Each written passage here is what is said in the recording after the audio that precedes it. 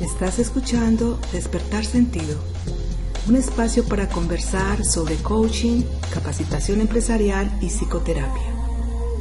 Coordinan Álvaro Cardona y Gabriel Gómez. Nos encuentras en despertarsentido.com. Antes de continuar con el video podcast, por favor, si no estás suscrito, hazlo ahora y activa la campanita para recibir las notificaciones de las nuevas publicaciones y sé un miembro activo de la comunidad. Hola a todos y todas, bienvenidas a esta nueva entrevista que tenemos hoy. Como lo han visto cada semana, tenemos un invitado que nos acompaña, un especialista en algún tema, en alguna rama. Y para hoy tenemos a Paola. Paola es psicóloga y se ha especializado en este tema de acompañantes, o sea, padres, profesores, acompañantes en el crecimiento de los niños y de los adolescentes. Y bueno, la idea es que hoy tengamos una conversación como lo hemos tenido con los otros invitados, muy amena, muy espontánea, pero que también nos hablen un poco de cómo, pues, cómo llevan su ejercicio profesional. Entonces, Paola, bienvenida. Gracias, Álvaro. Qué rico estar Gracias acá. qué bueno, qué rico. Gracias a ti por aceptar esta entrevista. Y empecemos con la primera pregunta. ¿Quién es Paola? ¿A qué se dedica? ¿Por qué eligió este camino de la psicología? Y bueno, lo que quieras contarnos para conocerte un poquito. Bueno, Álvaro, desde muy pequeña me ha gustado ayudar a los demás. Creo que he sido una buena escuchadora. Yo sé que esa palabra no aparece de pronto en el diccionario, pero soy una buena escuchadora y siempre me gustaba escuchar y me buscaban como para contarme, pedirme consejos. Y desde que estaba en el colegio, ya finalizando, algún profesor de filosofía me dijo que me encantaba la filosofía. Vimos una parte de psicología y me dijo, tú vas a ser psicóloga. Pues como que lo auguró, ¿no? Él me dijo, yo todavía no había pensado, me gustaba. Y ya después estudié psicología, pero psicología enfocada en las organizaciones. Yo me gradué como psicóloga organizacional y ¿Dónde trabajé. terminaste? Paola, ¿dónde terminaste? Sí, terminé en la Universidad Autónoma de Bucaramanga. Nosotros vivíamos en Bucaramanga y allá terminé psicología organizacional. Me dediqué a recursos humanos muchos años, trabajé en empresas multinacionales como jefe de recursos humanos y cuando me casé y quedé embarazada de mi primer hijo que tiene 14 años, me di cuenta que quería hacer las cosas diferente como mamá, a pesar de que había estudiado un poco psicología infantil, pero quería aprender a criar. Eso era lo que yo decía, quiero aprender a criar. Mi esposo me decía, pero eso no existe. Y yo sí, yo voy a empezar a aprender y a enseñar a criar. Y empecé a estudiar sobre desarrollo, Piaget, Erickson, todos los autores de desarrollo infantil, y empecé a ver cómo algunas prácticas que tenía como mamá hacían que mi hijo fuera más tranquilo, fuera un niño tranquilo, perdón, un niño como con una seguridad emocional Claro. bastante importante. Y ahí empecé a estudiar disciplina positiva, y después estudié neurodesarrollo, inteligencia emocional en niños y adolescentes. Me estoy especializando, pues hace muchos años me he interesado por la teoría del apego y soy una experta y un referente acá en Medellín en teoría del apego. Y ahí voy trabajando con familias, como tú decías, Álvaro, en todo este tema porque quiero defender la infancia. Eh, lo primero que pensé cuando fui mamá fue hacerlo diferente a como lo habían hecho conmigo, y esa fue la premisa que me acompañó en todo este camino de aprendizaje sobre la crianza, sobre la infancia, sobre la crianza respetuosa, y es a lo que me he dedicado, a defender la infancia y las familias. Qué bueno, mira, porque me llevaste a pensar en algo que en este ejercicio que tenemos de la profesión, es que nosotros encontramos muchos adultos con problemas que han tenido en la infancia. Entonces, por eso está muy, muy reconocido el tema de trabajar el niño interior, o sea, Sí, esta herida que llevamos, a cada uno se nos instaura en esas épocas, que no tienen que ser traumáticas, no, aunque algunos sí la han vivido traumáticas, pero en alguna medida, cuando no reconocemos ese niño que fuimos, entonces el adulto actúa, o sea, ese niño se apodera del adulto. Claro. Entonces se vuelve instintivo, Ujú. rebelde, desorientado, y en última instancia lo que hacemos siempre es un reclamo de amor. Estaba yo Totalmente. escuchando ahora una entrevista que le hicieron a Joan Manuel Serrat, Ujú. que es el poeta que todos reconocemos a nivel mundial Sí. y que él decía que él también era muy necesitado de amor y que lo reconocía. Y que precisamente tiene dos canciones dedicadas a los niños, el niño yuntero y el niño silvestre, donde habla de cómo a los niños se les ha maltratado de alguna manera. Yo no sé si es de la canción Esos Locos Bajitos. Creo que hay una canción Yo de él. creo que sí, bueno, entonces sí serían tres. Claro que ahí no habla de la infancia difícil, sino como que describe los niños. Sí. Y definitivamente yo me he encontrado, todos los padres con los que he trabajado, que no son pocos, me he encontrado con infancias muy difíciles, muy solas, cuando los papás me dicen, no, mi infancia fue muy tranquila, porque yo toco un tema poco, la infancia, porque no hago terapia clínica, eso se lo dejo a expertos en terapia clínica, Sí. como tú, ¿cierto? Pero algo toco para poder entender un poco cómo ven a sus hijos, porque nosotros vemos a nuestros hijos como nos vieron a nosotros nuestros padres. Claro. Entonces, mira cómo esa forma de ver a mi hijo y de satisfacer sus necesidades tiene que ver con si mis necesidades de niño fueron satisfechas, no las necesidades físicas ni materiales, sino las necesidades de vínculo emocionales, de pertenencia, y generalmente no fueron satisfechas porque nuestros papás, primero, no tenían el conocimiento, segundo, no tenían como el ánimo tampoco, porque tenían muchas cosas en que pensar, eran más hijos, ¿cierto? La situación económica era diferente, las mamás eran muy solas, poco acompañadas de su esposo que estaba trabajando, eran muy orientadas a satisfacer y complacer a su esposo, pero no a sus hijos. Entonces ahí empezamos a crecer muy solos y muy solos emocionalmente y con experiencias difíciles que no fueron organizadas. Y a los niños hay que organizarles la experiencia. Y si no se le organiza la experiencia, se encapsula y ahí es cuando vienen esos adultos de los que tú hablabas ahora, con una cantidad de situaciones no resueltas.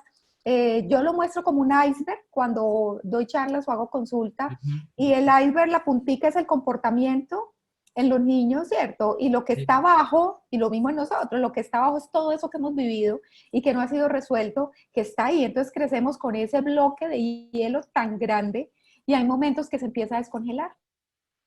Y ahí es cuando buscamos ayuda, cuando acudimos al psicólogo, cuando vamos a la iglesia a buscar también esa ayuda espiritual, porque no sabemos qué nos pasa, la depresión, la ansiedad, porque y todo eso viene de esas heridas en la infancia, de esas necesidades no resueltas y no satisfechas. Y Lynn Lott, yo me certifiqué como consultora motivacional con Lynn Lott, que ella también es una de las pioneras de disciplina positiva, y ella hablaba que el niño herido sale cuando estamos estresados, o sea, cuando el adulto está estresado, Claro. el niño herido sale a resolver ese problema. Entonces, ¿cómo un niño va a resolver un problema, una situación difícil? Primero con sus propios hijos. Ahí son dos niños peleando. Entonces, mira cómo tenemos que empoderar al adulto, que es lo que yo hago, ayudar a los padres a entender que son los adultos y que sus niños, sus hijos necesitan esos adultos empoderados, esos adultos que les den seguridad y que sean sensibles y disponibles a sus necesidades. Tremendo, tremendo. O sea, hay mucho, pues mucho que trabajar y mucho que hacer realmente. Sí.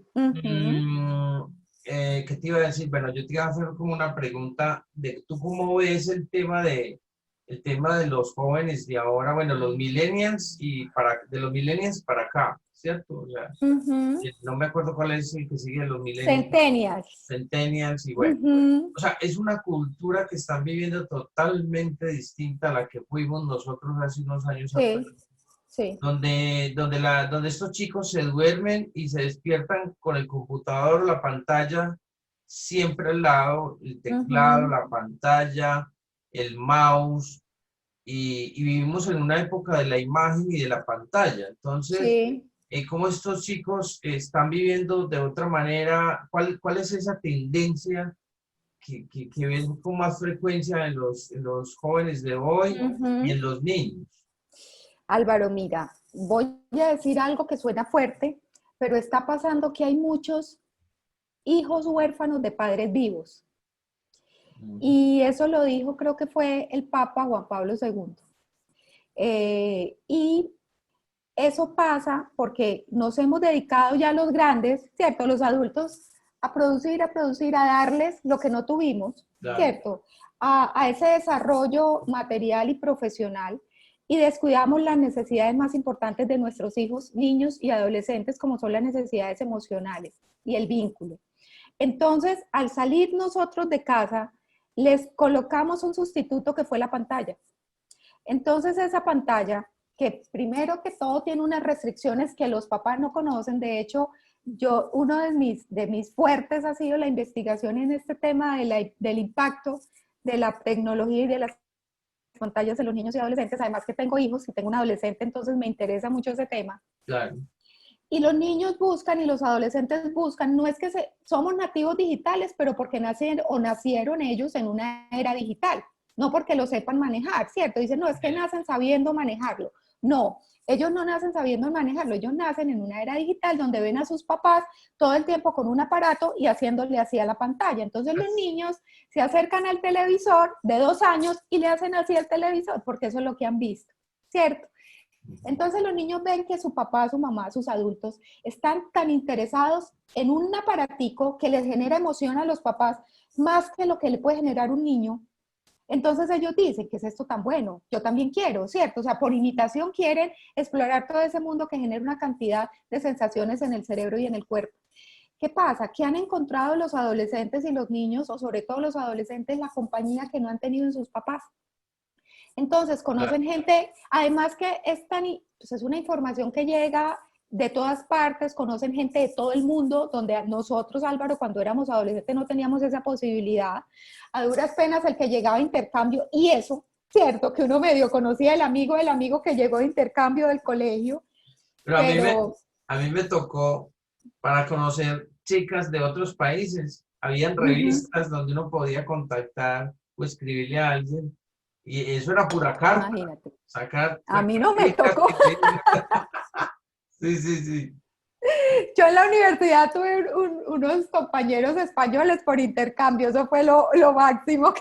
Claro, claro. Porque en el colegio, bueno, de pronto familiares de amigas o algo así que vivían y que hacían en el exterior, pero no había esa posibilidad de conocer gente de otros lados y ahora está pasando. Entonces, les están interesando otras culturas, ya su mente se abrió, además que los adolescentes son muy exploradores y les encanta conocer cosas nuevas, el riesgo les fascina porque en el cerebro se apodera, en el cerebro hay un cambio en la adolescencia muy importante y lo que domina el cerebro del adolescente es esa área del riesgo, esa área de la recompensa, ¿cierto? Del estímulo-recompensa, del placer.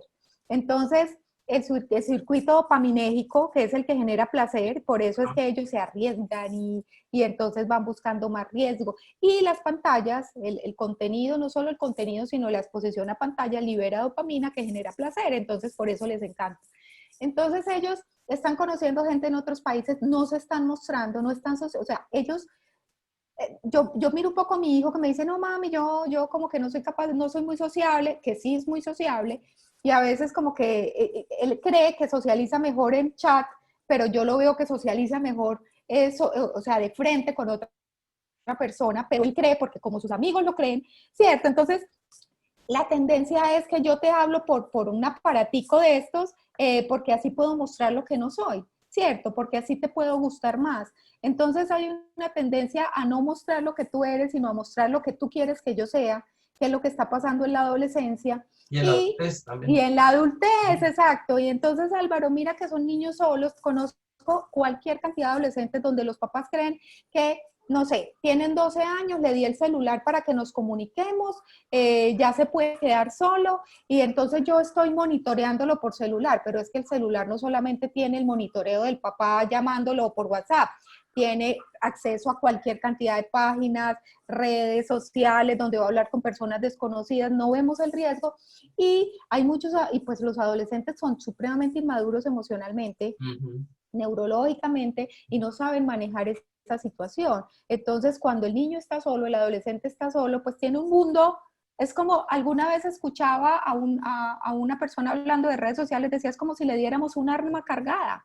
Le dejamos el arma cargada ahí y nos vamos. ¿Cierto? ¿Por qué? Porque va a encontrar riesgo, una cantidad de riesgo, una cantidad de personas detrás, ocultas, detrás de jóvenes, detrás de niños, donde les van a pedir información que no deben dar. Y ellos creen que son personas que los quieren, personas a las que ellos les interesan, porque se sienten solos, porque sus papás no están pendientes de ellos. Entonces, más que haya una tendencia social de que los millennials, primero, cuando hablamos de millennials, ellos son los independientes, los que no queremos un jefe que nos mande y nadie que nos diga qué tenemos que hacer, ¿cierto?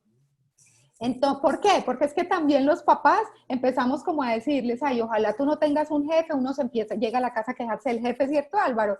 Que es que ese jefe me tiene aburrido, entonces ellos van creciendo diciendo, y no, yo no voy a tener un jefe como mi papá, como mi mamá, qué pereza. Y nosotros les decimos, tú vas a ser independiente, tú vas a hacer lo que tú quieras. Entonces van creciendo con ese conocimiento, con esa idea de que yo no voy a tener quien me diga lo que quiero o lo que debo hacer, y pues encontraron la tecnología como una fuente de conocimiento, de exploración, y bueno, muy importante, han conocido el mundo, pero nuestros adolescentes que son más pequeños que los millennials, están encontrando en la tecnología lo que yo percibo es conocimiento de otras personas, reconocimiento, acompañamiento, y eso no está bien porque los que tenemos que acompañar somos los adultos. Los adultos, o sea, las figuras significativas para los niños y los adolescentes. Y Álvaro, otra cosa es que nosotros los papás somos, voy a decir una palabra fea, somos muy ignorantes, porque no conocemos términos y condiciones, edad adecuada, no conocemos una cantidad de restricciones que hay en la tecnología, por ejemplo, en las redes sociales, en todas las redes sociales, los términos y condiciones dicen que es para mayores de 13 años. Entonces, un niño que va a abrir una red social como Facebook tiene que decir mentiras. Eso ya no es un valor que le estamos enseñando en la casa. Total. Entonces, si yo le permito a un niño abrir, mami, quiero abrir Facebook, listo, abre Facebook, ahí está diciendo mentiras para poder crear un perfil. Y ahora ese TikTok que está muy fuerte. Fuertísimo. Entonces, y como ahora todo se transmite por video, sí, es más delicado también. Y sabes que se da también en estos niños y adolescentes con las redes sociales, la hipersexualización. Entonces son niñas y niños que están aprendiendo de figuras adultas o mayores, digamos de 20, 25, un niño de 10, una niña de 10 viendo unos bailes de unas niñas de 25 años, de unas adolescentes de 25 años, porque 25 años todavía son adolescentes, no se han terminado, el cerebro se ha terminado de madurar. Entonces, ahí ellas ven una cantidad de estereotipos o de persiguen unos modelos a seguir que no son de niñas. Entonces empiezan a tener su forma de vestir y unos comportamientos que no son de niñas, y los papás ya empiezan a ver, ay, mi niña cómo ha crecido, ya está en la adolescencia, a tratarla como adolescente o más grande, y resulta que su cerebrito y sus emociones no son de un adolescente o de un niño más grande, de un adulto, una adolescencia tardía. Entonces, estamos viendo niños, niñas, adolescentes con comportamientos de más grandes, sobre todo sexuales, ¿cierto? Sí. Donde no tienen la concepción de qué es lo que están haciendo. O sea, todavía no entienden qué riesgo conlleva hacer eso y todo lo que conlleva este comportamiento que lo puede tener una persona de 25, 30, 35, pero un niño, una niña, y lo vemos en estos TikToks que tú dices, los bailes, yo me quedo aterrada, yo parezco pues como monja a veces, porque de verdad me aterro de ver esos movimientos, las canciones que bailan, y a mi hija le gusta TikTok, lo ve, yo lo tengo porque ella me pidió que lo abriera, y lo vemos juntas, y ella sabe, pues, bueno, muchas restricciones, y va pasando de un baile, y me mira, viendo el baile, me mira como este no, y lo pasa a otro porque sabe que hay bailes que yo le digo, eso no lo veas porque eso no es de una niña, ¿cierto? No está bien. Tenemos que filtrar el contenido, tenemos que estar atentos, Álvaro, porque mira que yo me acuerdo que cuando yo era niña veíamos los programas que veían el televisor en la sala. Sí, Y sí, los que veía la mamá, los abuelos, yo sí. en el pues yo Ajá, vivía con mi sí. abuela, y entonces era, yo me acuerdo que eran las novelas, el noticiero, de pronto Naturalia, Y los ¿cierto? muñequitos. Eso, y los muñequitos que le dejaban a uno ver que eran los fines de semana. Ujú, Y eso era muy sano. ujú. Ahora hay una cantidad de contenido, el mismo Netflix que tiene restricciones, yo le digo a los papás, mira, si tú quieres que tu hijo tenga Netflix, créale un perfil de la edad y en Sí, el perfil le va a botar todo lo que puede ver para esa edad. Que no se meta a ver lo que le dijo el amigo, lo que no, es su perfil de su edad y tú controlas y tú miras y qué estás viendo. Eso no es para tu edad. ¿Por qué? Porque es que ese contenido afecta el comportamiento. Eso es lo que está pasando, que les estamos permitiendo explorar un mundo que no entienden.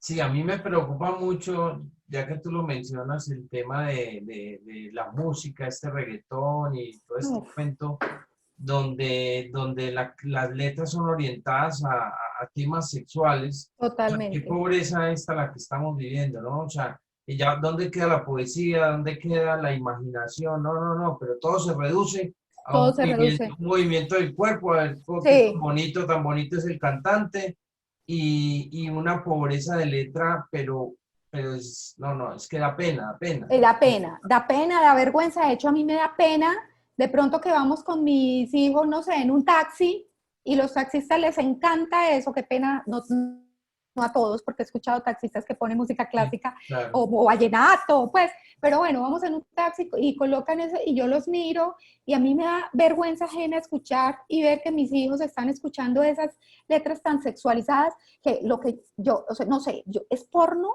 Y de hecho Sebastián Martínez, el actor, tiene algunos videos donde él habla del porno auditivo. Y el porno Claro, auditivo es claro, esto. claro. Entonces, mira que una mamá me decía, no, es que le encanta el reggaetón. El niño tenía como 7 años. Mm, Y a ella no le gustaba. Ella decidió comprarle unos audífonos para ponerle una memoria de puro reggaetón y que lo escuchara él solo. Entonces yo le dije, tú le estás poniendo porno. Haz de cuenta que tú le entregaste un canal porno. Ay, ¿cómo se te ocurre? Le dije lo mismo, no lo está viendo, pero lo está escuchando. sí.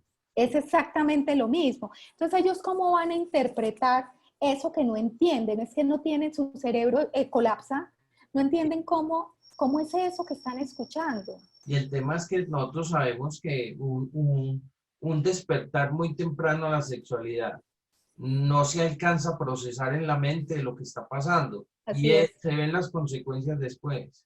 Claro. Así es, Álvaro. Y mira ahora todo lo que está pasando, que la sexualidad de los jóvenes hoy en día está orientada al placer, al disfrute con el que sea, como sea, con cuantos sean, porque eso es lo que dice la televisión, las películas, lo auditivo, y resulta que eso no es la sexualidad. Entonces nos empezamos a preocupar los papás y entonces los llevamos al psicólogo a ellos, pero nosotros somos los que tenemos que aprender a ser padres presentes, a conocer, a escuchar primero. ¿Yo qué hago? No soy perfecta, pero como cuido tanto la infancia y mis hijos, entonces a mí me dicen, llega cantando una canción mi hija que la escuchó en el colegio. Amelia tiene 9 años. Y yo, hija, ¿dónde escuchaste esa canción? Mami, Mariana la cantó. Ah, bueno, déjame, yo la escucho. Entonces yo me voy, la escucho, veo el video y le digo, a mí, esa no es una canción para niños. Ah, bueno, mami. O me dice, ¿puedo ver el video de tal canción de J Balvin? J Balvin es uno de los que más o menos es pasable. Y yo veo el video antes y le digo, no, amor, no puedes ver ese video. Ese es un video con un contenido que no es para niños. Hasta alguna vez le escribí a él, pues no me vio, pues porque pues, que va a haber un mensaje mío por Instagram diciéndole que él tenía canciones muy bonitas, que pues que le gustaba mucho a los jóvenes por sus ritmos, por quién era él, pero que tratara pues como le gustaba tanto a los niños, de no poner esas letras con tanto contenido sexual, porque él lo escuchaban mucho los niños. ¿Por qué? Porque es que si nosotros, no, el reggaetón tiene ritmo chévere, baila, no sé, en nuestra época eran otros ritmos, ¿podrían estos cantantes hacer música? Si ellos son conscientes de todos los seguidores jóvenes y niños que tienen, deberían tener unas letras enfocadas en los valores, en el amor, porque es que eso es lo que es la relación de pareja, amor, valores, Claro, respeto, pero es que claro, no se está estimulando eso. claro. Y sabes otra cosa que me parece muy importante no dejarlo pasar, es a la juventud de ahora y a la niñez, pues esa relación con las pantallas, los está llevando al facilismo. Sí. Entonces, todo es fácil con un botón. Entonces, cuando uno les pide algo que requiere buen Mm, trabajo de ujú. investigación, no, no, eso es súper difícil, no, eso no lo podemos hacer, no, no, no. Entonces, entran en un facilismo porque como la tecnología les ha dado eso que a Sí, nosotros cuando no teníamos tecnología y queríamos investigar algo en una biblioteca, nos teníamos que ir hasta la hasta la biblioteca, biblioteca. buscar el libro como 2 horas, sentarse a leer otras 2 horas, o sea, le iba uno ahí del día, pero ellos con un clic ya encuentran todo y copian y pegan. Entonces, Sí. no tienen no hacen un esfuerzo y se cansan muy rápido. Ese es un problema muy tenaz porque en el mundo empresarial se requiere personas pues, que sean innovadores, Ujú, pero que también actúen con criterio propio, no por lo que dice Google o ujú. porque lo que dice una plataforma. Así Ese es un es. problema. Es un problema bastante grande y que los colegios, la educación no está teniendo en cuenta, que ellos, o sea, el colegio, a ver, la escuela sigue siendo, la escuela no ha cambiado, todo evolucionó, pero estamos con escuelas del El siglo mismo XX, modelo, sí. del siglo XIX, perdón. Entonces, es el profesor que da el contenido, ¿cierto? Y que el alumno lo tratamos como una vasija que tenemos que llenar.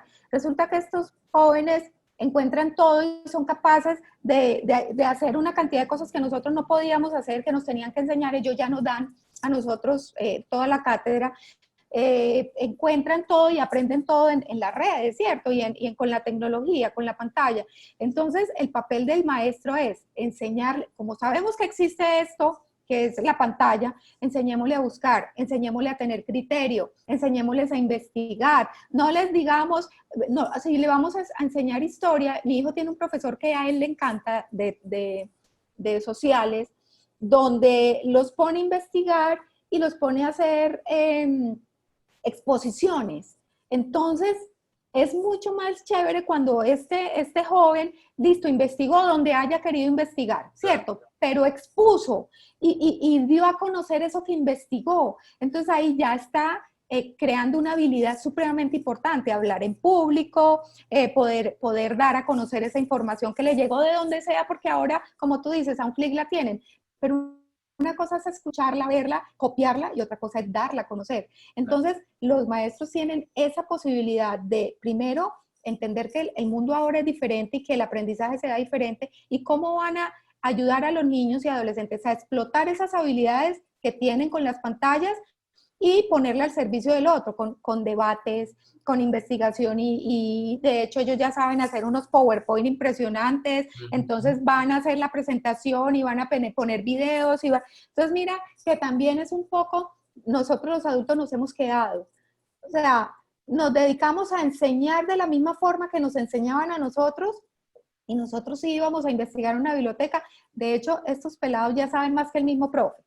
Entonces, ¿por qué el profesor no piensa de qué manera, o el adulto, el papá, bueno, listo, tienes que hacer una tarea de matemática, listo, ahora tú te vas a convertir en mi profesor y me vas a explicar a mí. Así haya investigado donde haya investigado, pero cuando me da a conocer lo que él investigó, ahí se da el aprendizaje para el muchacho, el joven, y pues me está explicando habilidades de hablar en público, de explicación. Entonces el aprendizaje se tiene que dar de una manera diferente y lo que tú dices, de hecho la ciencia ya nos muestra qué pasa en el cerebro con el exceso de pantallas. La paciencia se exaspera, entonces uno ve a los niños que en el pediatra no pueden esperar, que pasa en la fila no pueden esperar, que para el juego, para el columpio no pueden esperar. Entonces hay que enseñarle esas habilidades a los niños de esperar, de tener paciencia y eso parte de los papás.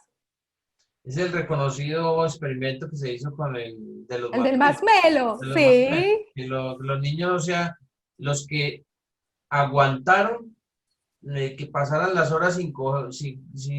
sin caer en la tentación de Ni comer. siquiera fueron horas, Álvaro, fueron como 20 minutos y mira que hicieron lo que tú dices. Después siguieron por 35 años estos niños y se dieron cuenta que los que esperaron para comerse el masmelo tenían más habilidades y les fue mejor en el colegio, en la universidad, socialmente y en su desempeño laboral.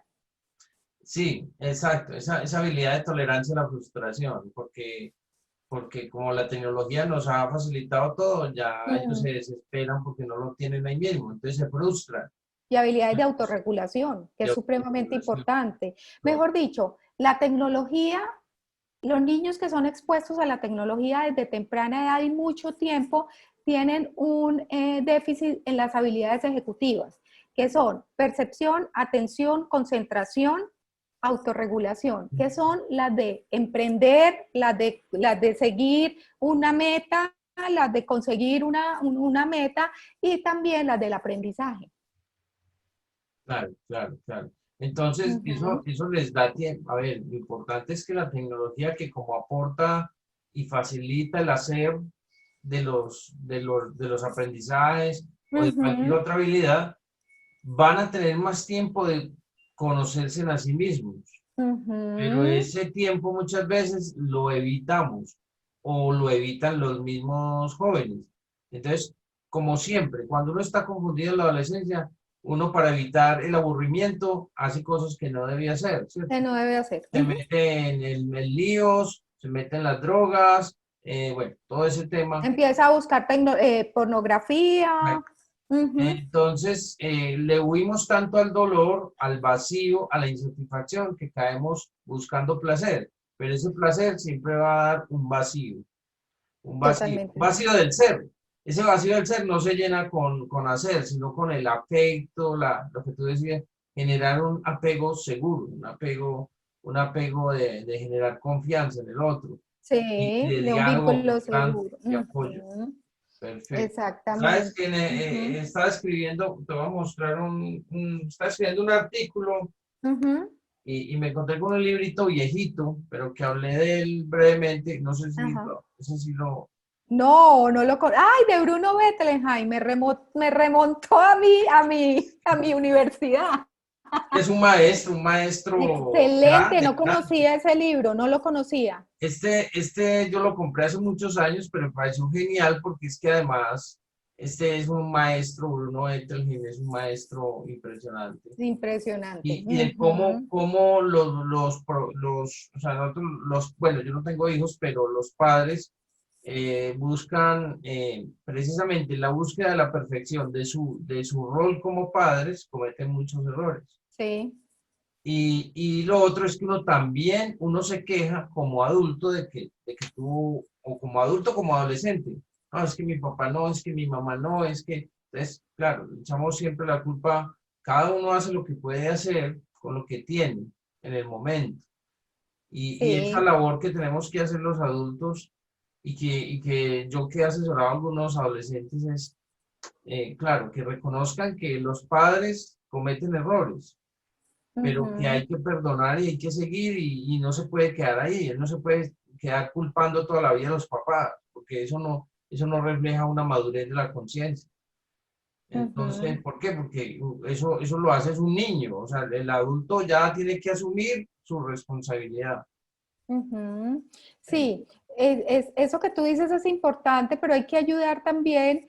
Mira, cuando yo decía que organizar la experiencia, de hecho, he estudiado trauma con un tesísimo en trauma, y te invito a que lo conozcas, Manuel Hernández. Él es español, ha escrito varios libros y él es experto en trauma y desarrolló una técnica, el modelo Parcube, para poder ayudar a los adultos en el tema del trauma, ¿cierto? En terapia y salen muy rápido de eso.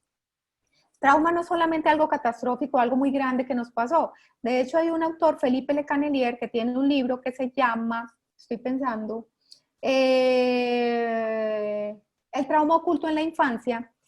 Y cuando yo estudié ese libro y empecé a ver la cantidad de traumas que uno puede tener, porque él los clasifica, él hace un cuadro y los clasifica, yo decía, no, pues los tengo todos, ¿cierto? y mis hijos también. Entonces, mira cómo tenemos que ser conscientes de eso que pasó y hay que hablarlo, porque eso que yo decía de organizar la experiencia es eso. Al niño y al adolescente no se le organizó la experiencia. Entonces, el psicólogo, en este caso, el coach, el asesor, el consultor con el que el adolescente trabaja, debe ayudarle a organizar la experiencia para que la transite acompañada de una persona que le da seguridad y pueda pasar de ahí, resignificar. eso es supremamente importante, porque uno no puede perdonar sin haber comprendido lo que le pasó. Claro, claro. ¿Cierto? Obviamente sin echar culpas o echando culpas. Habrá un momento donde echemos Sí, habrá la culpa momentos, claro. y digamos es que esto no debió haber pasado, Sí, listo, pero bueno, pasó, ya dijiste todo lo que tenías que decir, ahora vamos a atravesarlo y vamos a resignificar la experiencia. ¿Para qué? Porque cuando a ti te organizan la experiencia, tu cerebro la puede resolver y cuando el cerebro la resuelve ya pasó. O sea, te acuerdas de lo que pasó, pero no con la misma emoción. Claro, claro, claro. Uh-huh. Eso es totalmente válido. Uh-huh. Pues mira, nos adelantamos a la pregunta final y yo creo que ya la dijimos, Ajá. pero vamos a repetirla, porque la pregunta final era eso, que nos recomendaras un libro, un texto, una película o algo, y ya nos has dicho 2 libros, pero sería bueno repetirlos. Mira, El trauma oculto en la infancia de Felipe Le Canelier los libros de Felipe Le Canelier son muy fáciles de leer y nos ayudan a entender la infancia. Está Amar, A-M-A-R, que habla sobre el apego, sobre el vínculo y da tips para poder generar en los niños un apego seguro y en los adolescentes. Esos son 2 libros que a mí me han dejado mucho, me gustan mucho. Daniel Siegel, también busquen a Daniel Siegel, cualquier libro de Daniel Siegel que se encuentren es maravilloso porque habla de inteligencia emocional, criar sin disciplina sin lágrimas. Hay uno del cerebro también, el cerebro del niño. Son espectaculares, los encuentran, yo creo que los encuentran en Amazon, en Busca Libre. Vamos a ver, si yo tengo algunos de esos, que han notado, yo tengo algunos, y si no, miramos la posibilidad de dejárselo a las personas o junto a la descripción del video, que lo va a quedar en YouTube, les hablamos tú y yo y a ver cómo les damos acceso a algunos de los libros. De hecho, yo tengo Disciplina sin lágrimas y Amar, creo que tengo Amar en PDF, pero estoy segura que Disciplina sin lágrimas lo tengo en PDF. Vale, vamos a mirarlo.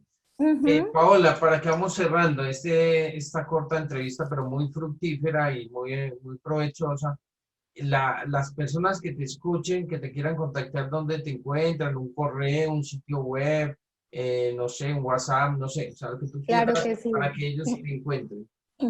Mira, yo tengo una iniciativa que se llama, qué pena pues que es que he hablado tanto que tengo la voz alterada, Firmeza con Amor, en redes, en Facebook, en Instagram, hay un canal, Firmeza con Amor, tengo de YouTube, tengo un programa de radio que no lo quiero dejar pasar porque es un programa muy lindo, se llama Firmeza con Amor, es en la emisora cultural de la Universidad de Medellín, 940 AM, o también lo pueden escuchar en www.frecuenciau.com, la emisora de Frecuencia U. El programa se emite lunes a las 10 de la mañana, con repetición los sábados a las 11 de la mañana.